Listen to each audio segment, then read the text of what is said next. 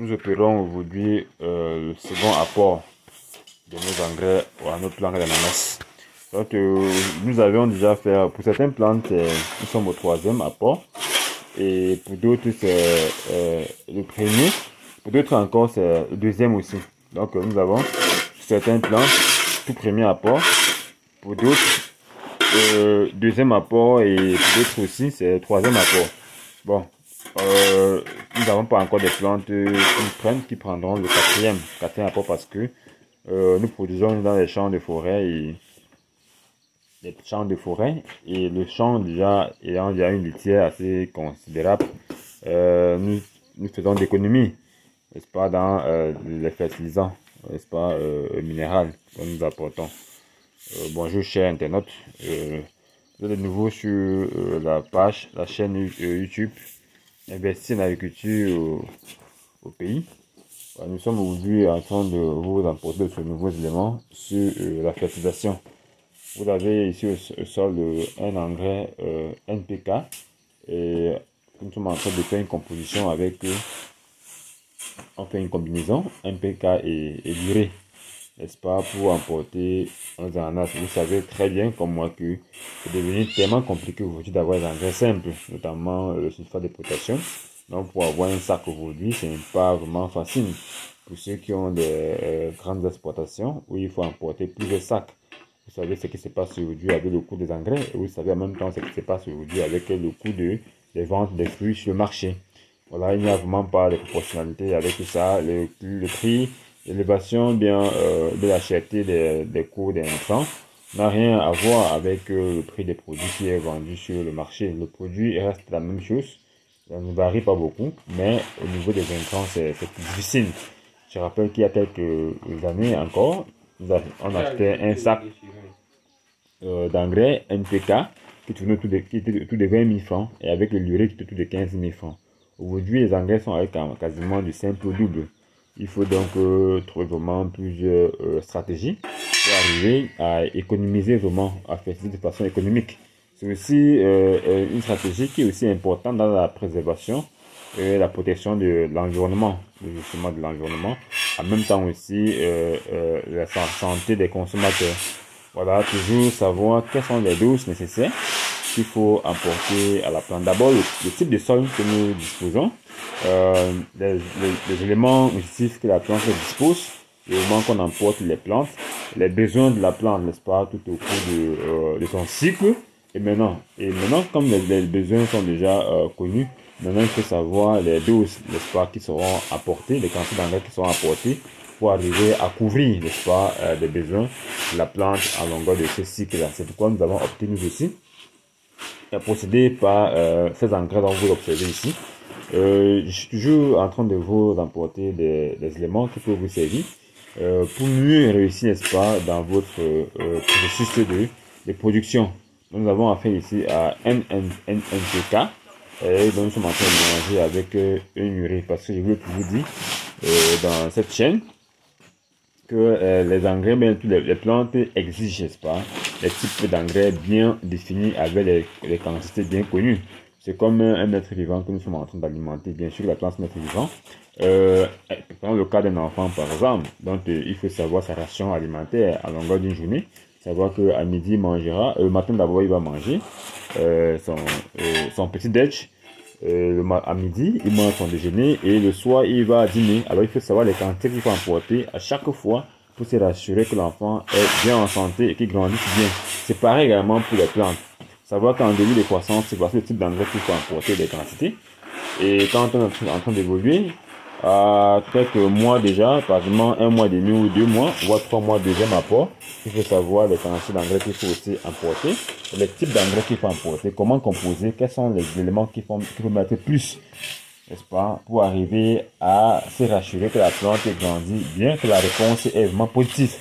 Parce que je vous rappelle que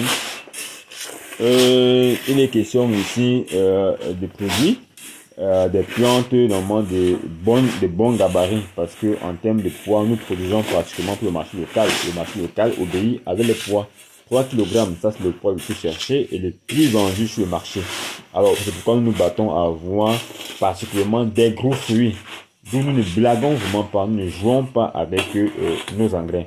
Je viendrai ici alors dans la plantation vous montrer, dans la chute de cette vidéo, vous montrer comment les plantes ont répondu, n'est-ce pas, aux engrais qu'on avait appliqués la dernière fois.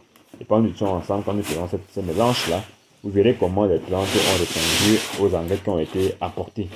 C'est pas magique, tout le monde peut le faire, tout le monde peut le pratiquer chez vous dans vos plantations. Vous verrez les résultats. Alors, chers abonnés, si vous avez des questions, ne manquez surtout pas de les poser. Si vous avez des contributions à apporter, ne manquez pas de les apporter également pour que nous puissions davantage changer et apprendre, n'est-ce pas, et aussi arriver à influencer grandement la communauté des producteurs. Donc voilà, nous allons comme ça là en plantation pour voir ensemble ce que les engrais ont fait dans la parcelle appliquée le mois passé, tout à l'heure. Oui, chers abonnés, comme je le disais tantôt, nous sommes actuellement au bord de la plantation. Ici, nous parlons de l'agriculture, nous parlons des pratiques, des façons culturelles appropriées, n'est-ce pas, qu'il faut adopter pour mieux couvrir son cycle de production. Voilà, ça c'est la parcelle, nous avons appelé cette parcelle-ci, la parcelle A4, c'est la parcelle dont nous avions fertilisé le mois passé, comme je vous en parlais encore. Vous pouvez observer la verdure, observer la vigueur des plantes, observez justement la touchance qu'on peut avoir dans ces feuilles-là, n'est-ce pas? Elles se comportent assez bien. La verdure y est, la vigueur y est, la plante s'impose elle-même, n'est-ce pas? La réponse, n'est-ce pas, aux engrais qui ont été apportés le mois passé est vraiment observée. Cette réponse-là est observée à travers le comportement des plantes.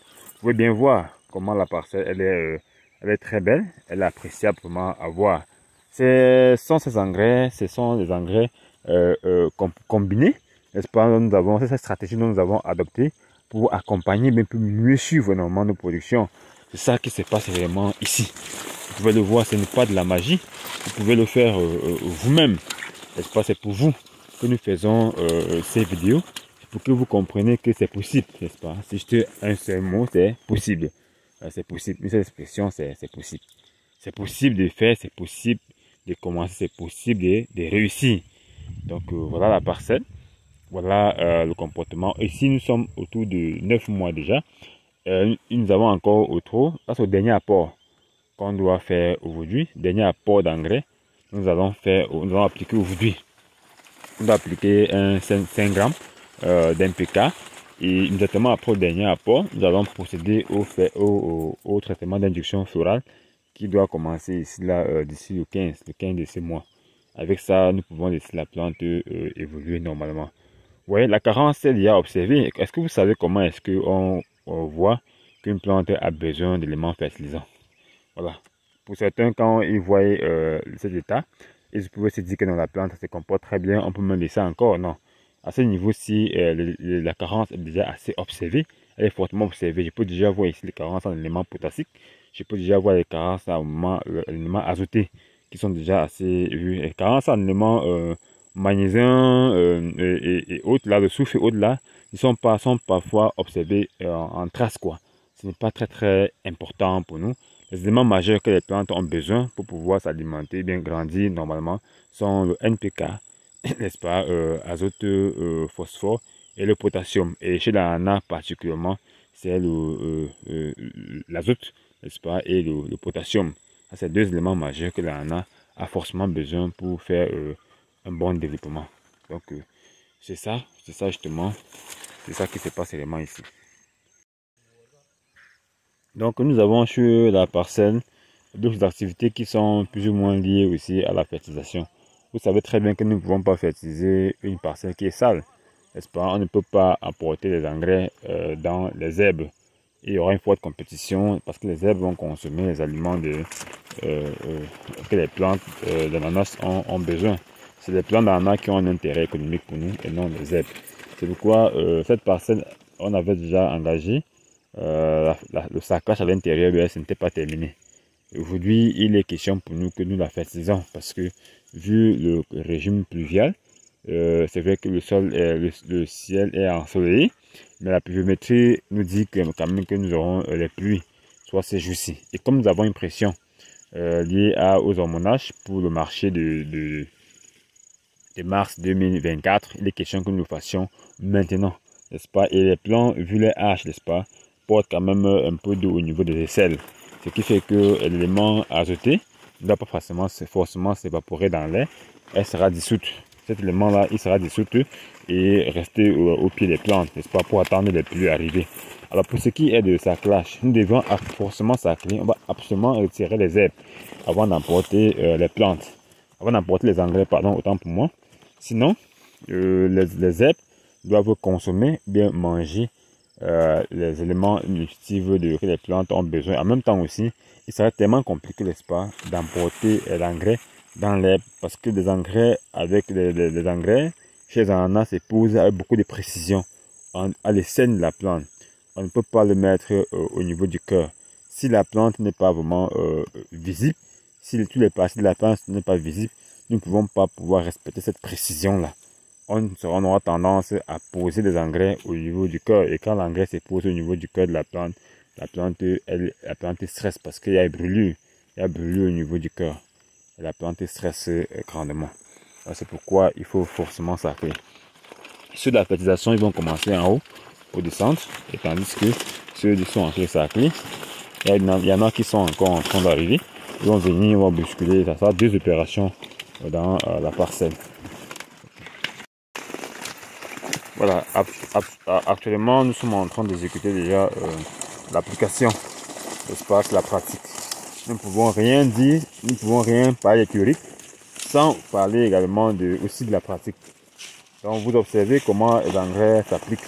L'opérateur a déjà une main, donc il a étalonné la main de l'opérateur.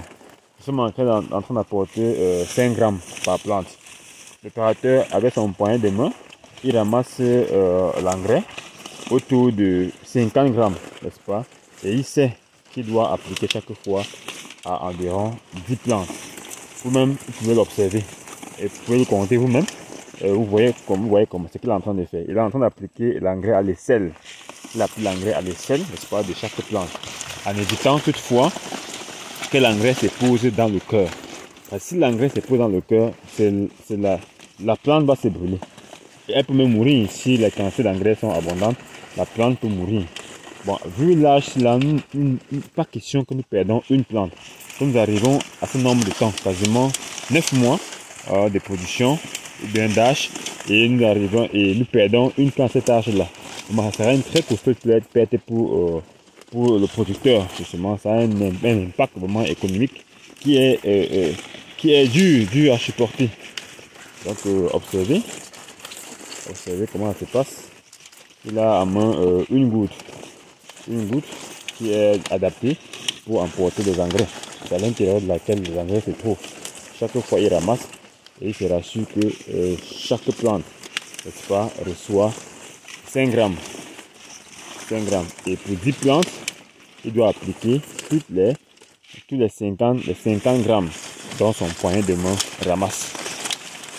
Donc c'est comme ça que nous arrivons à travailler pour connaître normalement les quantités d'engrais qu'il faut emporter par unité de surface. Nous avons comme ça 25 000 plants. 25 000 plants dans cette parcelle. Vous pouvez déjà à travers cela, 25 000 plants, et nous apportons pour chaque plante 5 grammes d'engrais. Vous pouvez imaginer les quantités d'engrais qui seront emportées dans ces champs aujourd'hui. Donc, chers abonnés, c'est pour vous que nous faisons tout ceci. Si vous avez des questions, ne manquez pas de les emporter. Des réactions autres, comme par exemple des contributions pour l'activité qui est produite aujourd'hui, ne manquez pas aussi à les apporter. Alors, nous allons abréger cette vidéo pour aujourd'hui. Si vous nous suivez réellement, ne manquez pas d'apporter vos avis régulièrement en commentaire. Et chaque fois que vous y êtes, ne manquez pas aussi de liker la vidéo pour nous encourager, n'est-ce pas, à continuer ce travail dont nous faisons. Ne manquez pas aussi de vous abonner dans la page, dans la chaîne, pour ne manquer aucune de nos prochaines vidéos. Ciao.